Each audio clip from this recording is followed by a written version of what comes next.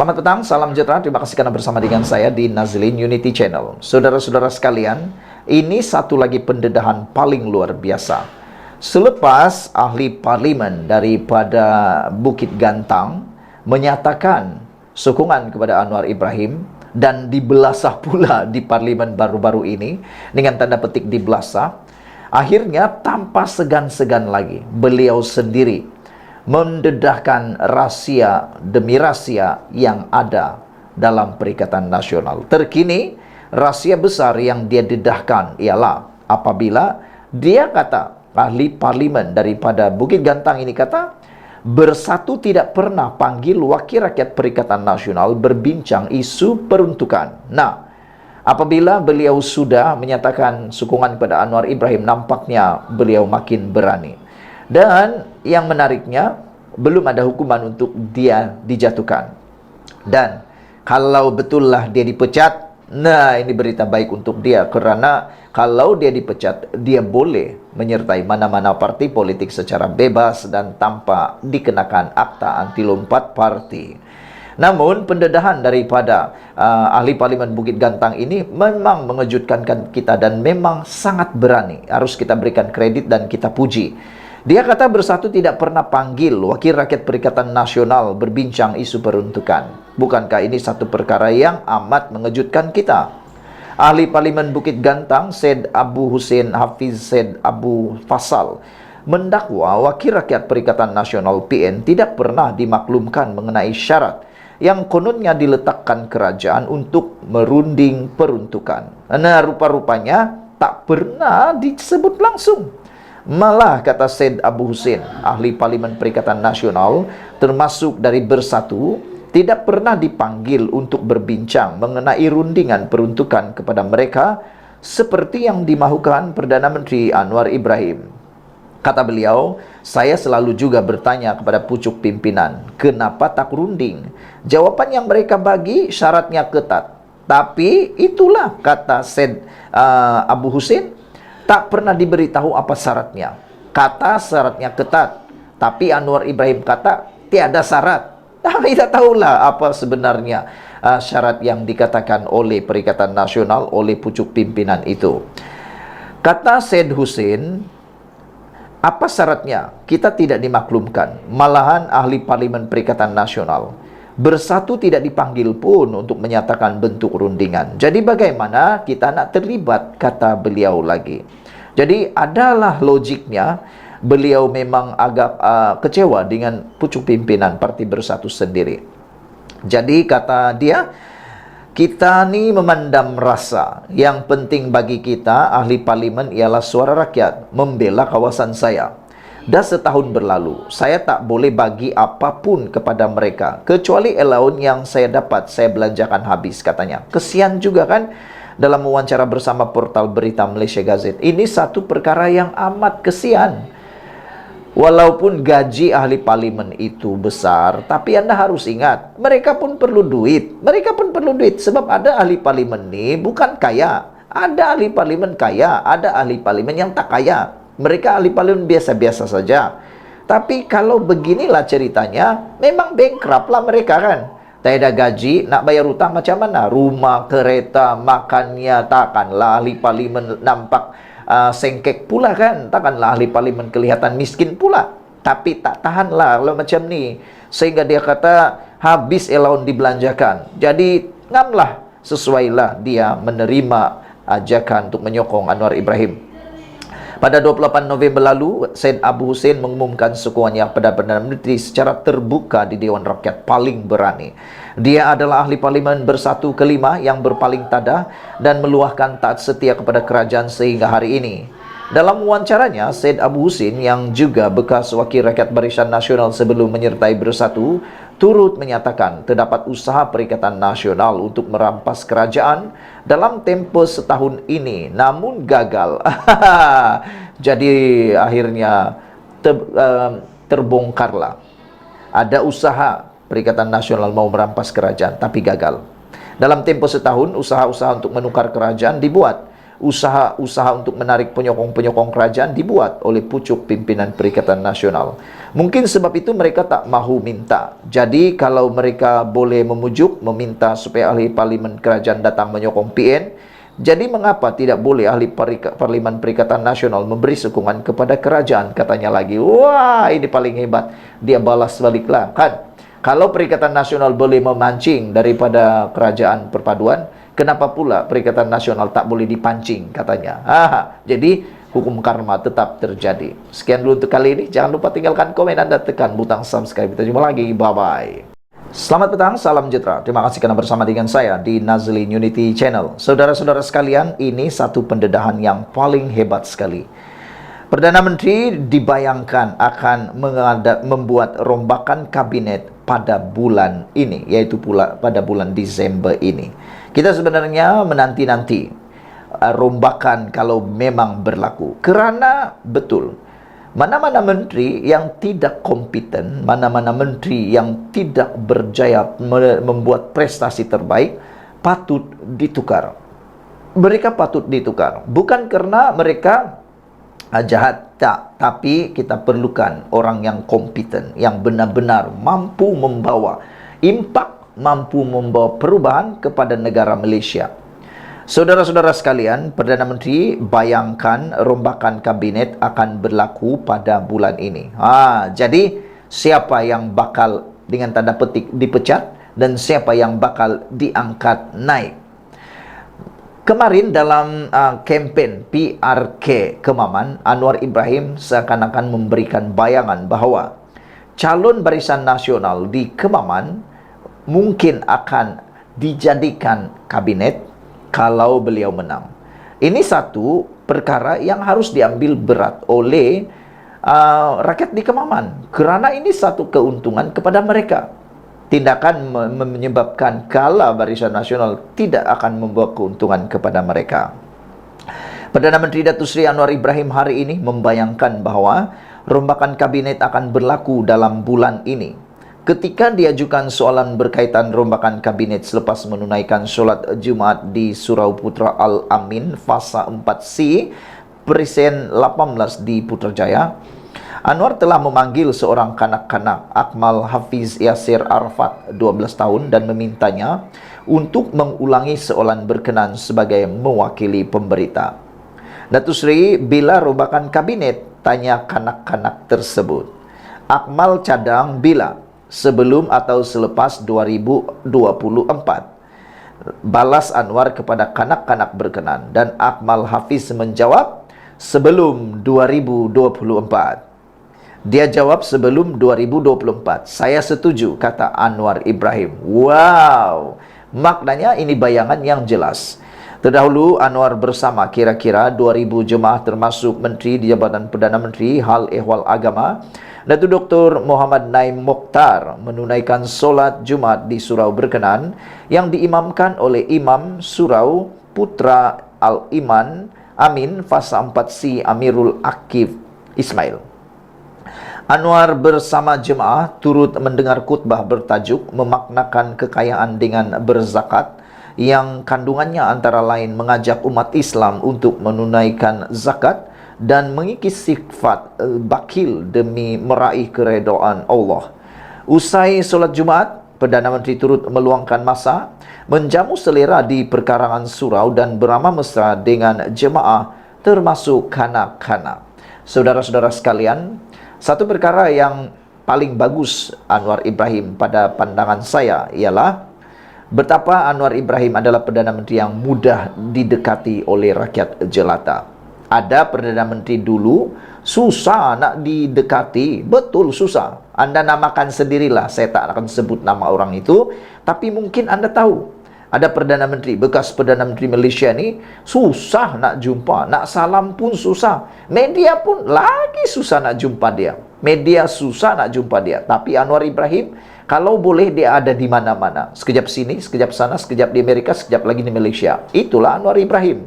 Dan kebaikannya ialah dia mampu didekati dengan lebih senang. Sekian dulu untuk kali ini. Jangan lupa tinggalkan komen Anda, tekan butang subscribe. Malaysia kita punya, kita juga sama-sama cintai Malaysiaku. Bye-bye. Selamat petang, salam sejahtera. Terima kasih karena bersama dengan saya di Nazilin Unity Channel. Ini pasti panas. Ia berkaitan dengan Sanusi. Kalau kemarin Sanusi kata dia rasa agak kecil hati, dengan tanda petik kecil hati, kerana tidak disediakan kursi semasa mesyuarat bersama Anwar Ibrahim. Dan akhirnya Anwar Ibrahim mengarahkan untuk menyediakan kursi kepada Sanusi. Dan Sanusi, dakwaan Sanusi itulah yang panas. Yaitu Sanusi kata ada orang dalam perkhidmatan yang berkaitan PMO yang sengaja menjadi memanas-manaskan keadaan, kata beliau.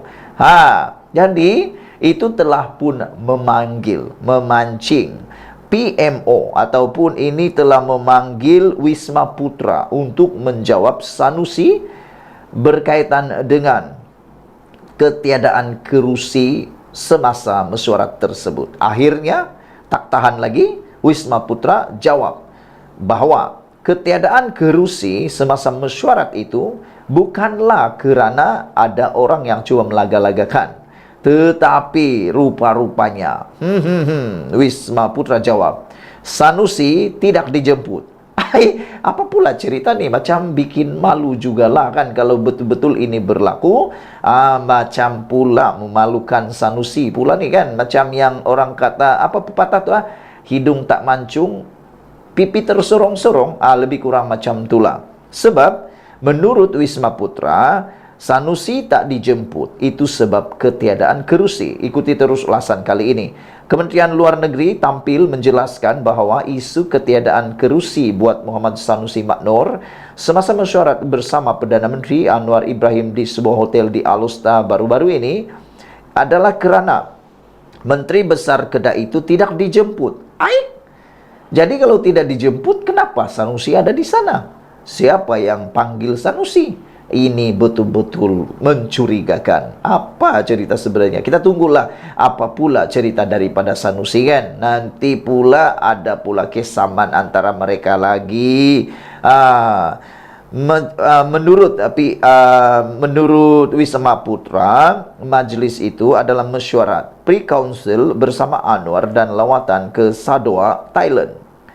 Kata mereka sebaliknya, Sanusi hanya dijemput menyertai program lawatan Anwar bersama Perdana Menteri Thailand ke ICQS Bukit Kayu Hitam pada 27 Disember.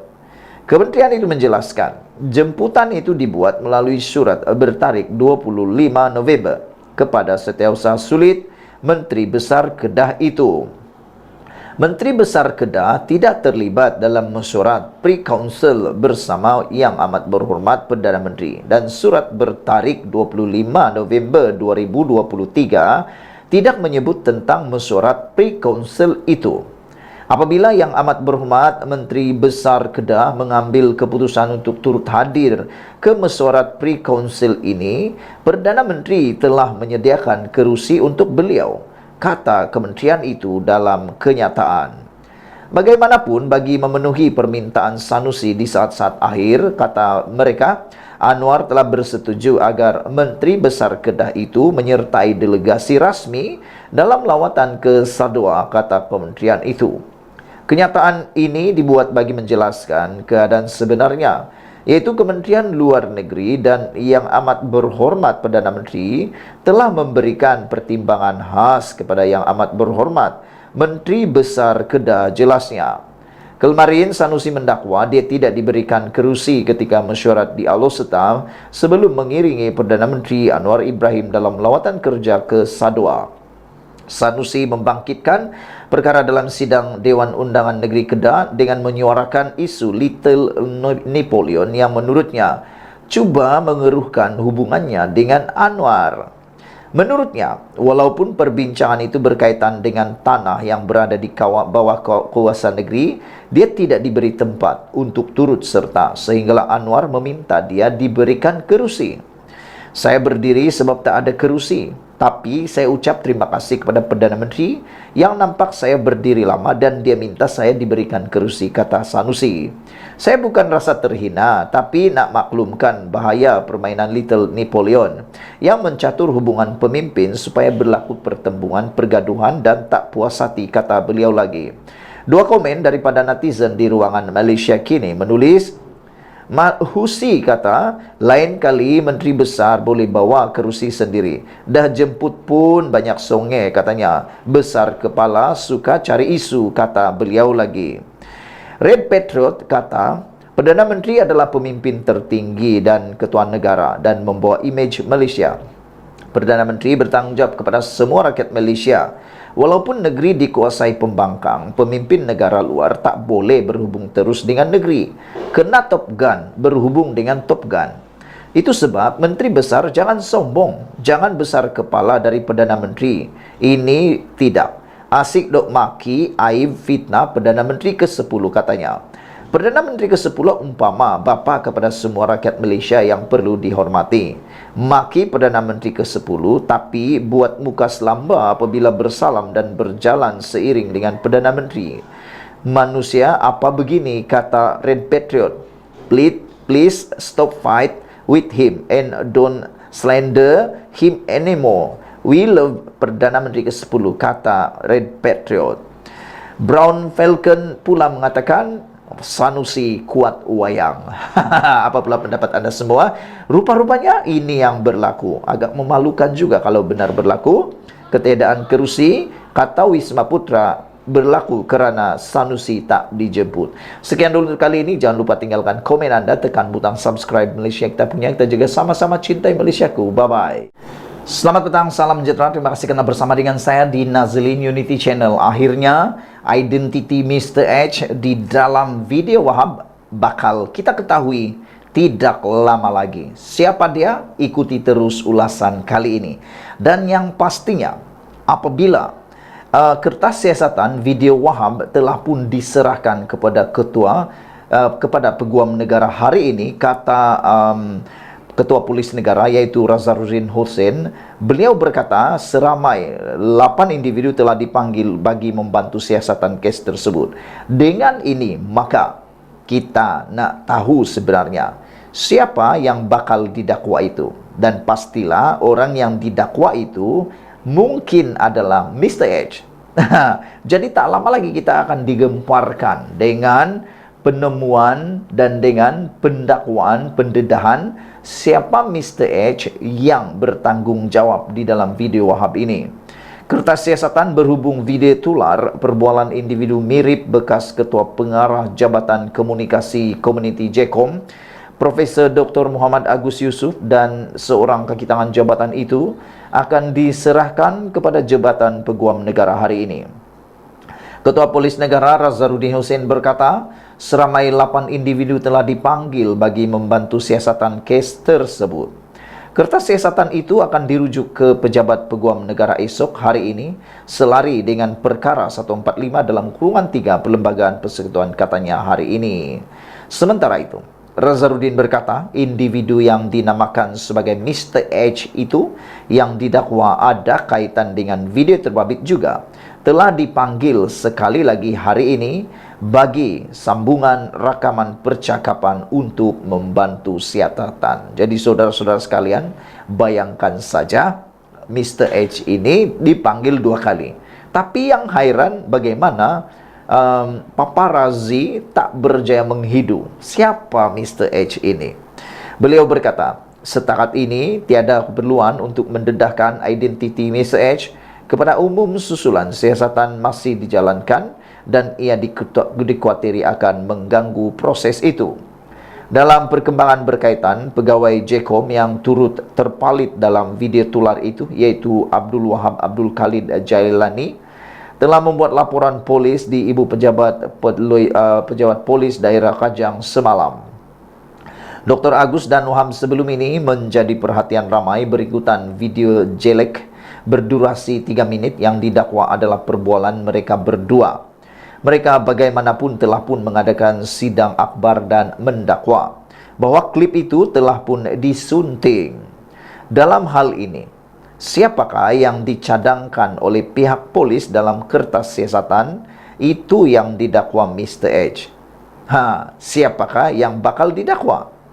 Adakah Mr. H yang akan didakwa? Atau Cikgu Bad yang dilaporkan paling awal menularkan video tersebut di media sosial? Bagaimana pula dengan Dr. Agus dan Wahab? Adakah mereka juga akan diambil tindakan ataupun dilepaskan begitu saja? Saudara-saudara sekalian, sebelum kita akhiri ulasan kali ini, Anda mungkin mempunyai tugasan hari ini untuk meneka siapa agak-agaknya Mr. H itu. Tapi yang pastinya Ketua Polis Negara sudah menyatakan bahwa tiada keperluan untuk mendedahkan identiti Mr. H tersebut kerana ianya dikhawatiri akan mengganggu proses siasatan. Walau bagaimanapun, saya amat tertarik dengan persoalan daripada Sabudin, yaitu dalam hal ini, siapakah yang dicadangkan oleh pihak polis dalam kertas siasatan itu yang akan bakal didakwa? Adakah Mr. H sendiri yang akan didakwa? Atau mungkinkah Mr. H hanya rekaan semata-mata? Ataukah yang lebih mungkin mengejutkan kita semua ialah, mungkinkah Cikgu Bad pula yang akan dilaporkan? Paling kerana dilaporkan, beliau adalah paling awal menularkan video tersebut di media sosial. Atau bagaimana pula dengan Dr. Agus dan Wahab sendiri yang dikatakan terlibat di dalam video tular tersebut? Pada pendapat Anda, siapakah Mr. H? Dan siapakah yang bakal didakwa itu? Sekian dulu untuk kali ini. Jangan lupa tinggalkan komen Anda, tekan butang subscribe. Malaysia kita punya, kita juga sama-sama cintai Malaysiaku. Bye-bye. Selamat petang, salam sejahtera. Terima kasih karena bersama dengan saya di Nazilin Unity Channel. Ini kejutan paling besar sekali yang kita peroleh pada hari ini, yaitu spekulasi yang mengatakan bahwa Najib tidak berada dalam penjara. Apa cerita? Wow! Makin hari makin panas. Kali ini menunjuk kepanasannya pula makin panas. Ini apabila ada spekulasi mengatakan bahwa Najib tiada dalam penjara. Kalau spekulasi ini betul, di mana Najib pergi? Itu menjadi persoalan besar. Namun sebelum kita teruskan ulasan kali ini, jangan lupa tinggalkan komen Anda untuk isu kali ini. Saudara-saudara sekalian, di mana Najib? Betulkah dia tiada dalam penjara? Namun demikian, hari ini Syafi'i menafikan spekulasi Najib tiada dalam penjara. Peguam Safi Abdullah, yaitu Peguam Najib Tun Razak, menafikan spekulasi yang mendakwa bekas Perdana Menteri Najib Razak tidak menjalani hukuman penjara. Sebaliknya, kata Peguam bekas Perdana Menteri itu, Najib ditempatkan di sel berasingan atas faktor keselamatan. Di dalam penjara yang biasa, tetapi atas isu keselamatan, dia diasingkan, kata beliau. Sebab, kalau dia bersama-sama dengan orang lain, anything can happen. Apa sahaja boleh berlaku, kata beliau lagi. Safi berkata demikian ketika ditanya host program Bual Bicara podcast Keluar Sekejap, Sahril Sufian Hamdan. Rancangan yang turut dihostkan oleh Khairi Jamaluddin itu dirakam pada Rabu lalu dan disiarkan di YouTube pagi tadi. Kata Safi, Najib kini berada dalam keadaan baik dan dia kerap bertemu bekas Presiden UMNO itu. Hampir setiap minggu saya melawat Najib, katanya, dan kadangkala 2 minggu sekali. Esok semalam saya akan jumpa dia lagi, kata beliau. Wow, istimewa juga Najib kan? Sehingga beliau boleh dilawat oleh peguam ini hampir setiap minggu. Dan ada juga 2 minggu sekali. 2 minggu sekali. Jadi, ialah menjadi pertanyaan kita juga, kenapa Najib boleh kerap berjumpa dengan peguam dia? Dalam mahkamah, memang kita ada bertemu setiap masa, katanya. Kadangkala saya juga cuba duduk bersama untuk makan tengah hari dengan dia, supaya saya boleh bercakap dengannya, jelas beliau lagi. Oh, baru kita faham. Rupa-rupanya Najib masih mempunyai kes di mahkamah. Oleh sebab itu, Safi perlu berjumpa dengan kerap dengan Najib Tun Razak bagi mendapatkan maklumat. Katanya, Najib kini dalam proses memohon melanjutkan pengajian di program peringkat Doktor Falsafah PhD. Dia sekarang sedang membuat permohonan untuk buat PhD. Saya fikir dia sudah pun mula melakukan beberapa penulisan. Saya gembira dia melakukan sesuatu, otaknya tidak tepu, katanya. Ditanya mengenai bagaimana bahan-bahan bacaan diakses oleh Najib, Safi berkata ia disediakan oleh pembantunya. Ada tapisan, dia tak boleh terima apa sahaja. Buku pun ada tapisan, kata beliau lagi.